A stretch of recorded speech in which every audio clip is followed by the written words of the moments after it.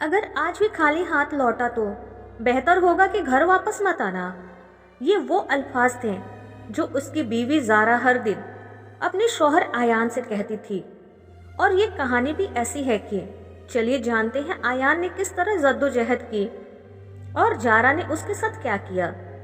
ज़ारा एक ऐसी औरत थी जो अब गरीबी से तंग आ चुकी थी।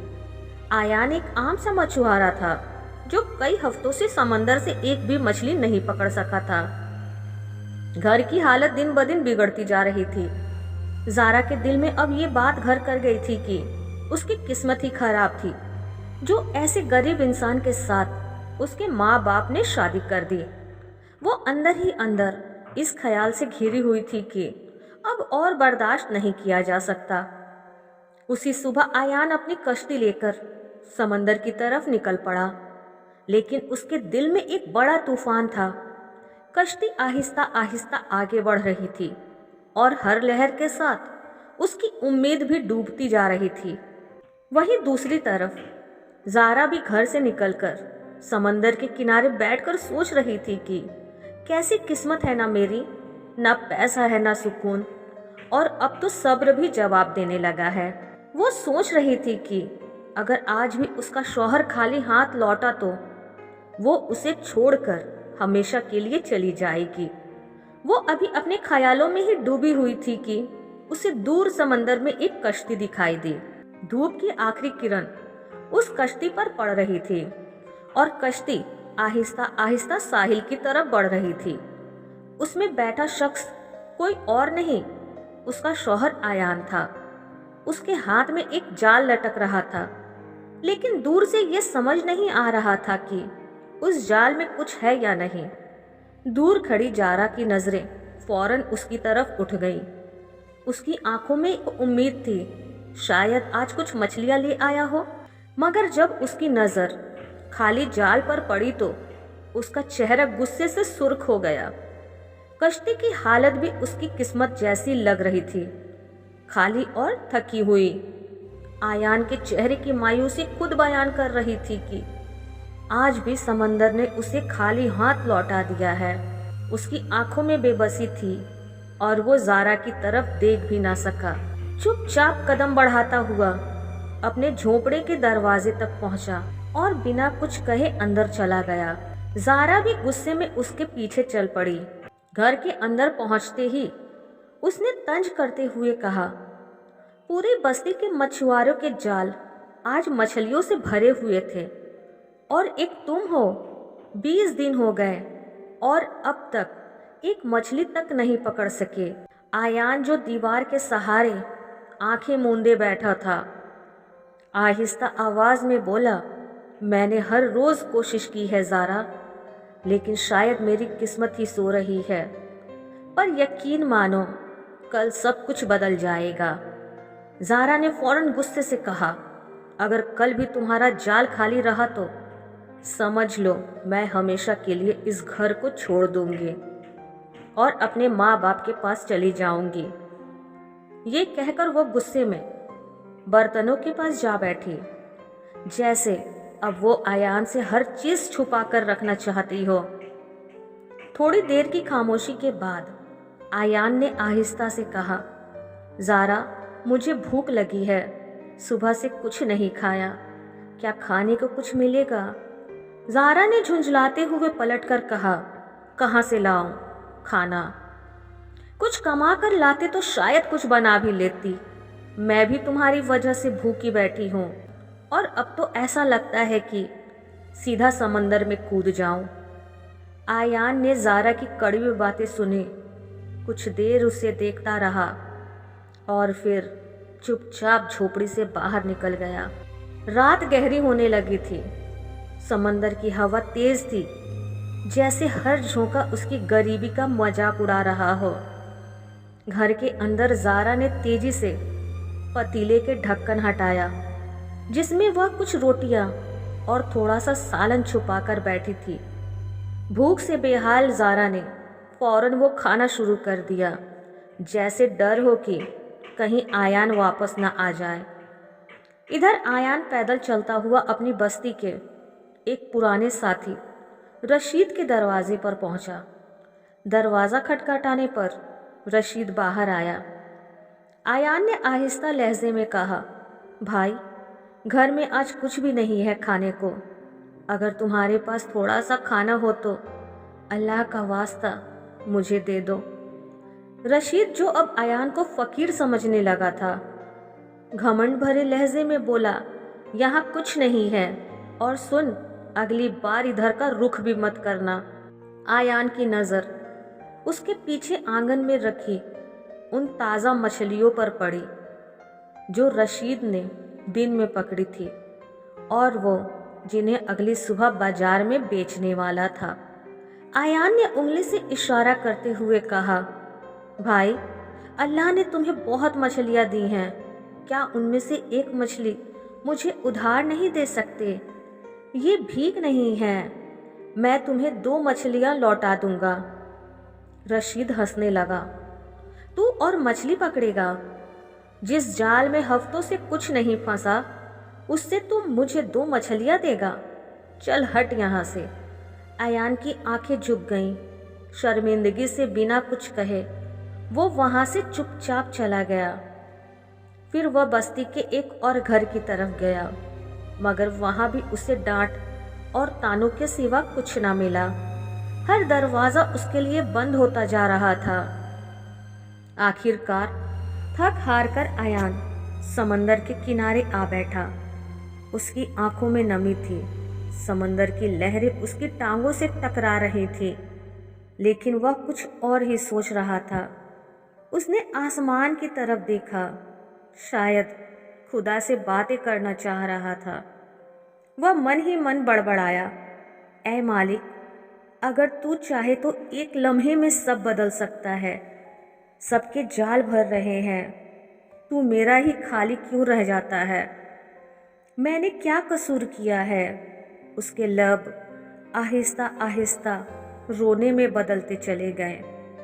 समंदर की ठंडी लहरें उसके कपड़ों को गीला कर चुकी थी, और उसके अंदर की ताकत भी अब जवाब दे रही थी। वो वहीं बैठा रहा, आंखें बंद और सांसें भारी थी, जब एक बुजुर्ग आदमी किनारे से गुजरा। सफ़ेद दाढ़ी, झुकी हुई कमर और हाथ में लकड़ी की छड़ी। वह अक्सर शाम को समंदर किनारे टहलने आते थे। उन्होंने आयान के करीब आकर धीमी आवाज़ में कहा, बेटा, पानी अभी और बढ़ जाएगा, यहाँ बैठना खतरे से खाली नहीं है, चलो उठो। लेकिन आयान चुप रहा। तब उन्होंने आहिस्ता से आयान के कंधे पर हाथ रखा और नर्म लहजे में कहा, अगर कुछ कहना चाहो तो मुझसे कहो। इंसान को अपने हालात से कभी भी घबराना नहीं चाहिए। बेटा, तू अकेला नहीं है। आयान ने आंखें खोली और अपने भीगे चेहरे के साथ बस एक सवाल पूछा। आवाज़ कांप रही थी, कुछ खाने को मिलेगा? बुजुर्ग आदमी मुस्कुराए, जैसे उन्हें यह सवाल सुनकर दुख भी हुआ और अपनायत भी महसूस हुई। उन्होंने प्यार से कहा, अगर बात सिर्फ इतनी सी है तो मैं अभी आया। ये कहकर वो लौट गए। आयान वहीं बैठा रहा, आंखें बंद, सोच में डूबा हुआ। थोड़ी देर बाद बुजुर्ग आदमी वापस आए। हाथों में एक छोटा सा प्लेट था जिसमें थोड़ी सी सब्जी और रोटियां थी। उन्होंने कहा, लो बेटा, थोड़ा सा खाना है, इससे भूख मिट जाएगी। खाना देखकर आयान की आंखें फिर भर आईं। उसने कांपते हुए हाथों से वो प्लेट लिया और सर झुकाकर बुजुर्ग का शुक्रिया अदा किया। बगैर और कुछ कहे वो तेज कदमों से अपने घर की तरफ चल पड़ा, जैसे अब इसमें दोबारा थोड़ा सा हौसला लौटा हो। जब आयान खाने का प्लेट लेकर पहुंचा तो मुस्कुराते हुए ज़ारा से बोला, देखो, कुछ खाने का इंतज़ाम हो गया। ज़ारा, जो पहले ही अपना पेट भर चुकी थी, चुपचाप प्लेट की तरफ बढ़ी और तेजी से प्लेट उसके हाथ से छीनकर खाने लगी। अचानक उसे एहसास हुआ कि सामने आयान बैठा हुआ उसे चुपचाप देख रहा है। फिर उसे कुछ महसूस हुआ और उसने वो खाना उसकी तरफ बढ़ा दिया जिसमें सिर्फ थोड़ी सी सब्जी बची थी। और एक रोटी थी, मगर आयान ने कुछ नहीं कहा। उसे इसी में सुकून मिला। भूख तो थी, लेकिन इत्मीनान इससे बड़ा था। खाना खत्म करते ही वो थककर बिस्तर पर लेट गया। आज वो जल्दी सो गया, क्योंकि उसने एक फैसला कर लिया था कि सुबह वह फिर से समंदर की तरफ जाएगा, अपनी किस्मत को एक और मौका देने के लिए। अगली सुबह आयान अपनी पुरानी चरमराती कश्ती लेकर निकल पड़ा। आज वो समंदर का गहरा और खतरनाक हिस्से की तरफ गया, जहां लहरें ऊंची और लहराती थी। उसकी कश्ती इसके लिए बनी नहीं थी, लेकिन आज उसका इरादा मजबूत था। आयान ने जाल उठाया और बगैर झिझक के समुंदर के गहरे पानी में फेंक दिया। उसके दिल में एक ही बात गूंज रही थी, या तो आज मछली मिलेगी या ये समंदर इसे निगल लेगा। अगर कल भी तुम्हारा जाल खाली रहा तो मैं हमेशा के लिए इस घर को छोड़ दूंगी। इन बातों का बोझ आज उसकी सांसों पर भारी था, लेकिन आज वो समंदर से खाली हाथ नहीं लौटना चाहता था। आयान अपनी कश्ती में बैठा जाल को गहरे पानी में फेंक कर बेसब्री से इंतजार कर रहा था। उसका दिल बार बार यही सोच रहा था, अगर आज भी खाली हाथ लौटा तो सब कुछ खत्म हो जाएगा, ज़ारा वाकई चली जाएगी। घंटे बीत गए, लेकिन आयान का जाल अब भी वैसा ही खाली पड़ा था, जैसे कोई उसे देखकर हंस रहा हो। आयान की नजर अचानक समंदर में दूर एक दूसरी कश्ती पर पड़ी। वह शख्स कोई और नहीं, रशीद था। हाँ, वही रशीद, जिसने पिछली रात आयान को ताने देकर अपने घर के दरवाजे पर से वापस लौटा दिया था। आज वो दोबारा समंदर में आया था। सुबह अपनी मछलियां बेच चुका था और अब दोबारा शिकार की तलाश में था। उसकी बड़ी मजबूत और सजी हुई कश्ती दूर से ही शानदार लग रही थी। रशीद की कश्ती मछलियों से भरी हुई थी। उसकी भरी हुई कश्ती का मंजर देखकर आयान का दिल अंदर से टूटने लगा। उसे लगने लगा कि जैसे खुदा ने भी अब उससे मुंह मोड़ लिया है। उसने दिल ही दिल में मान लिया कि आज भी वो खाली हाथ ही लौटेगा। सूरज ढलते ढलते अंधेरा छाने लगा और आयान मायूस होकर अपनी पुरानी कश्ती को समंदर के किनारे खींच लाया। जब वह घर के दरवाजे तक पहुंचा तो उसका दिल जोर जोर से धड़कने लगा। उसे डर था कि कहीं ज़ारा वाकई इसे छोड़कर ना चली गई हो। जब उसने आहिस्ता दरवाज़ा खोला तो उसकी सांस कुछ धीमी हुई, क्योंकि उसने देखा कि ज़ारा अभी भी घर में मौजूद थी।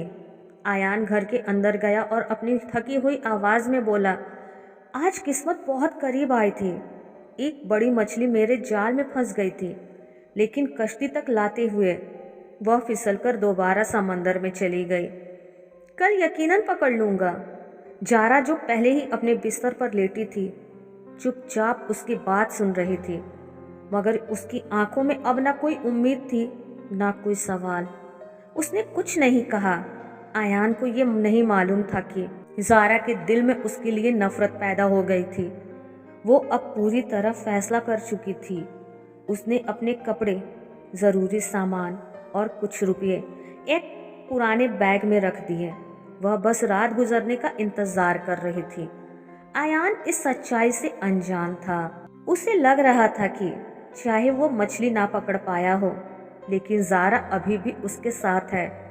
यही सोच उसे तसल्ली दे रही थी। आयान एक बार फिर उसी जगह गया, वही समंदर किनारे, जहां कल उसे वह बुजुर्ग मिला था जिसने उसे खाना दिया था। मगर आज वहां सन्नाटा था। ना वो बुजुर्ग थे, ना कोई निशान।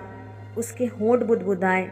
अगर आज वो बुजुर्ग आदमी नहीं आए तो मैं ज़ारा के लिए खाना कैसे ले जाऊंगा? बुजुर्ग आदमी आज नहीं आने वाला था। आयान चुपचाप थका हुआ घर की ओर वापस चल दिया। उसके कंधे झुके हुए थे, मगर दिल में फिर भी कहीं ना कहीं उम्मीद की एक चिंगारी बाकी थी। ये पहली बार था जब वो अपनी बीवी के लिए कुछ भी खाने को ना ला सका था। ज़ारा, जो रात का खाना खा चुकी थी, चुपचाप सो चुकी थी, जैसे उसे अब किसी चीज़ से कोई मतलब ना रहा हो। वहीं आयान घर के एक कोने में बैठा भींगी आंखों के साथ उन खाली बर्तनों को देख रहा था जिन्हें कभी ज़ारा बड़े प्यार से सजाती थी। उम्मीद से उसने बर्तनों को टटोला, शायद कहीं कुछ बचा हो, कोई एक निवाला मिल जाए।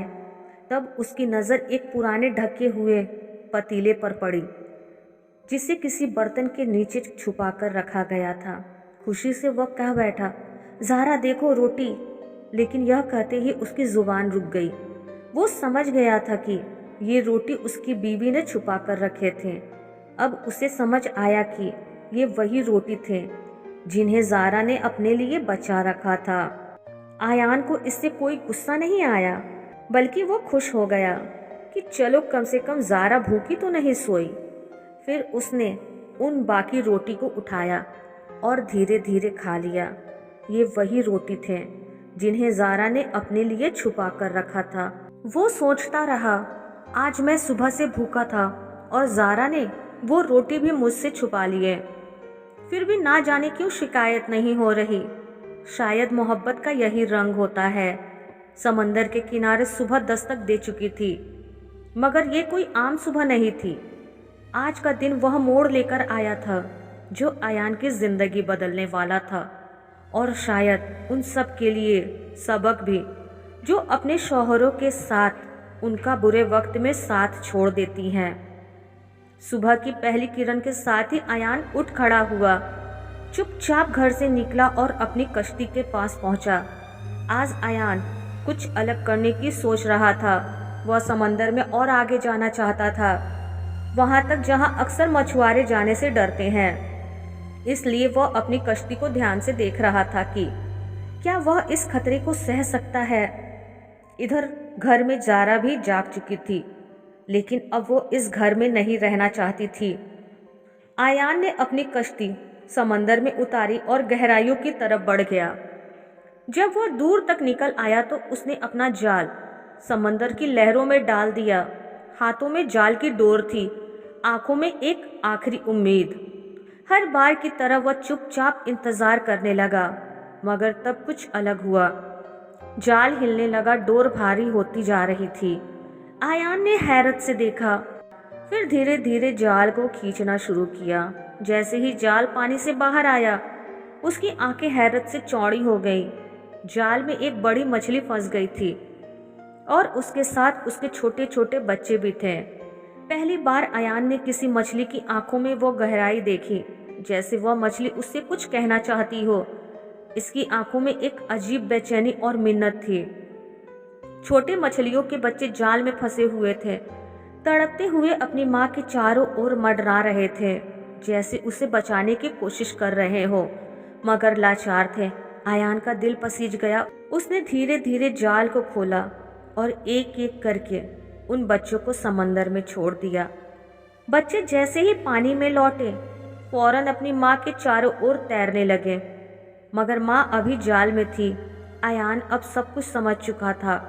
उस मछली की आंखों में, उसके बच्चों की बेचैनी में उसे पूरी कहानी साफ नजर आ रही थी।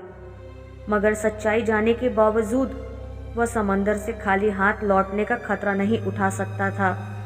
उसका दिल कहता, अगर आज उसे छोड़ दिया तो कल मैं खुद भी शायद भूख से दम तोड़ दूं, और ज़ारा शायद अब और कुछ बर्दाश्त करने को तैयार नहीं थी।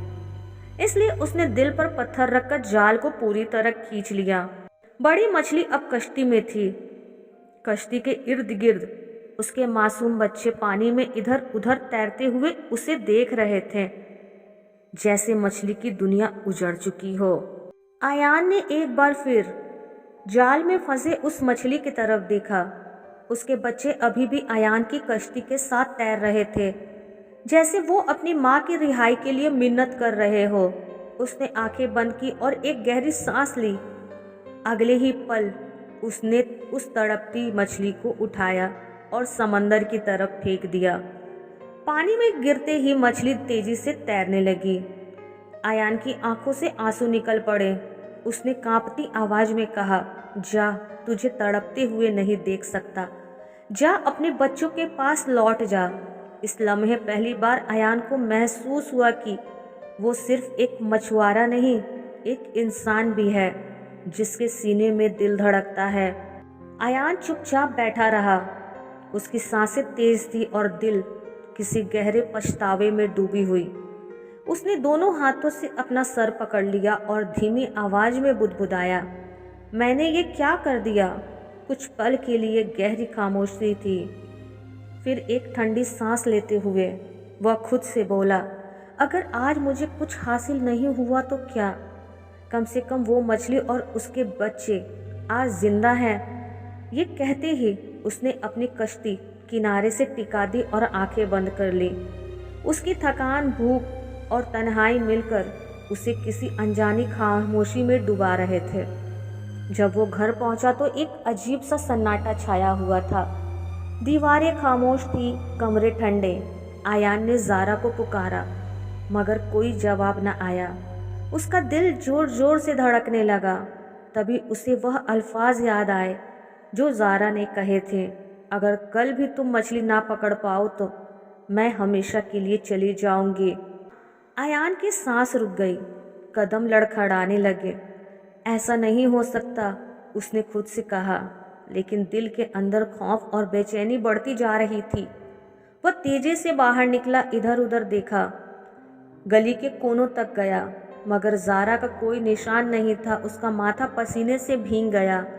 उस वक्त आयान ने गांव के एक आदमी को देखा जो उसके करीब आया और कहा, तुम्हारी बीवी ने मुझे बताया कि जब भी तुम आओ तो तुमसे कह देना कि मैं अपने वालिद के घर जा रही हूँ और मैं अब तुम्हारे साथ नहीं रह सकती।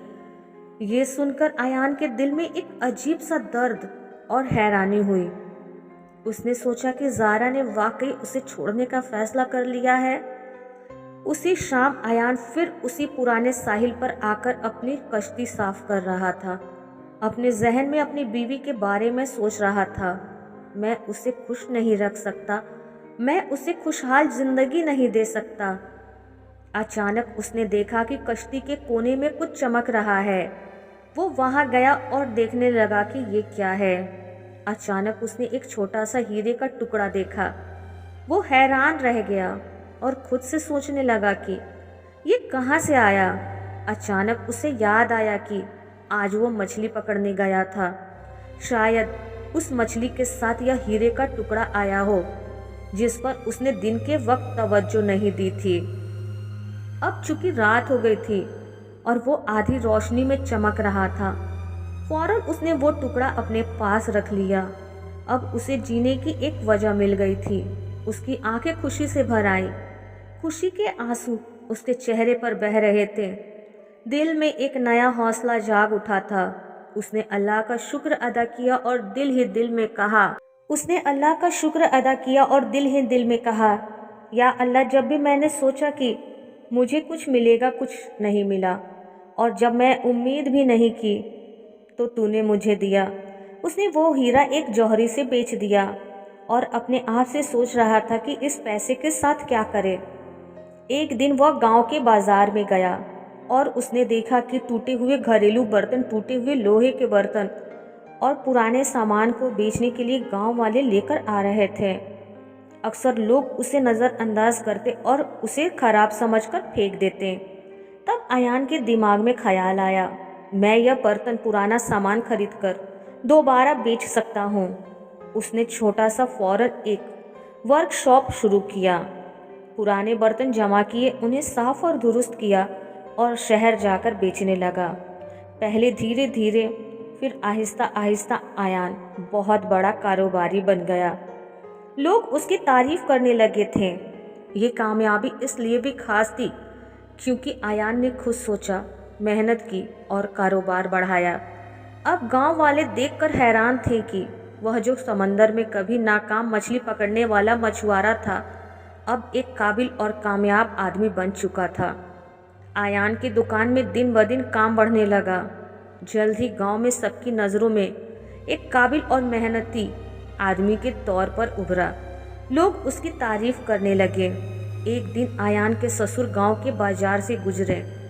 उनकी नज़र आयान की दुकान पर पड़ी, जहां आयान बहुत सारे गांव के लोगों से घिरा हुआ था। बहुत सारे ग्राहक उसके पास लाइन लगाकर अपना सामान बेचने के लिए खड़े थे। ससुर ने फौरन घर जाकर ज़ारा को बताया, बेटी, तुम्हारे शौहर को देखो, वह तो पूरे गांव को हैरान कर रहा है। ऐसा लगता है उसकी किस्मत जाग गई है। जब जारा ने ये सब सुना तो उसने फौरन फैसला किया कि वह जाकर अपने शौहर को देखेगी। लिहाजा वह वहां गई और एक दीवार के पीछे से अपने शौहर को देख रही थी। उसकी आंखें नम हो गईं।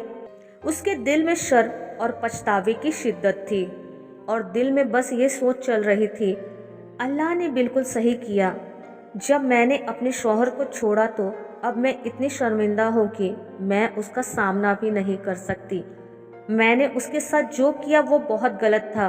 मैं उसे हौसला देने की बजाय पीछे छोड़ आई और जब हमारे पास सब कुछ था मैंने हमेशा वो सब कुछ छुपाया और खुद खा लिया। मैं कितनी खुदगर्ज थी। जारा की आंखें आंसुओं से भरी हुई थी और वह जमीन की तरफ झुकी हुई थी। उसके दिल की गहराइयों में वाकई पछतावा था, एक ऐसा पछतावा जो उसे आयान के सामने जाने की हिम्मत नहीं दे रहा था। वो आहिस्ता आहिस्ता अपने वालिद के घर की तरफ वापस बढ़ने लगी, यह सोचते हुए कि वह ऐसे शौहर के लायक नहीं है जो कामिल इंसान है। जिंदगी में हर इंसान के बुरे दिन आते हैं और हर दिल कभी मायूसी और मुश्किलात से गुजरता है। ऐसे वक्त में अगर हम अपने करीब रहने वालों का उनके साथ अपनायत और मोहब्बत से रहे तो ये रिश्ता और भी मजबूत होता है और हकीकी मोहब्बत की पहचान होती है। जो शख्स मुश्किल वक्त में साथ देता है वही अपनी मोहब्बत और अखलाक का सच्चा मुजाहिरा करता है और जो किसी को अकेला छोड़ देता है उसे बाद में पछताना पड़ सकता है।